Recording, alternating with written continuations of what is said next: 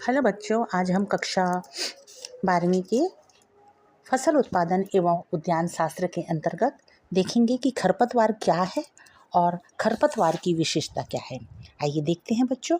खरपतवार पौधे की ऐसी जातियां हैं जो अवांछित रूप से उगती हैं या जो उपयोगी नहीं हैं। ये प्रायः प्रचुरता से उगने वाली तथा दीर्घ स्थायी हैं और कृषि कार्यों में बाधा डालकर श्रम की लागत बढ़ाती है और उपज को कम करती है। आइए बच्चों देखते हैं खरपतवारों की विशेषता।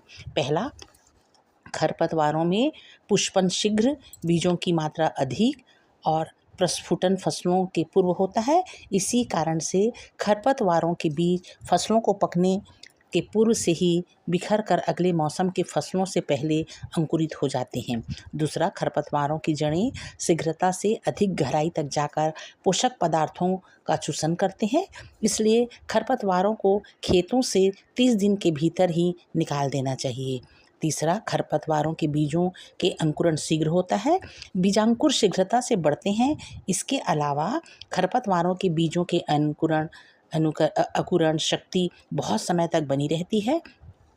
सस्य क्रिया के समय भूमिगत हुए कुछ खरपतवारों के बीजों की जीवन क्षमता 70 वर्षों तक बनी रहती है, जो उचित वातावरण मिलने पर पुनः अंकुरित हो जाता है।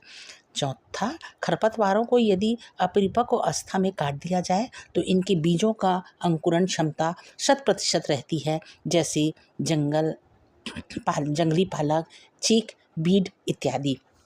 पांचवा है बच्चों, खरपतवारों की पत्तियों में रक्षा आवरण जैसे सख्त बाल, चिपचिपे पदार्थ, कांटे इत्यादि पाए जाते हैं।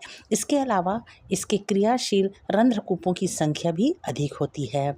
छठवां, मोथा, हिरणखुरी इत्यादि को यदि बीज बनने से पहले नष्ट कर दिया जाए तो वह अपने अन्य वानस्पतिक अंगों से वृद्धि कर लेते हैं। सातवां, बीजों में एक स्थान से दूसरे स्थान तक फैलाव हेतु पंख, बाल, कांटे, हुक इत्यादि पाए जाते हैं, जैसे मकोए, जंगली जई इत्यादि।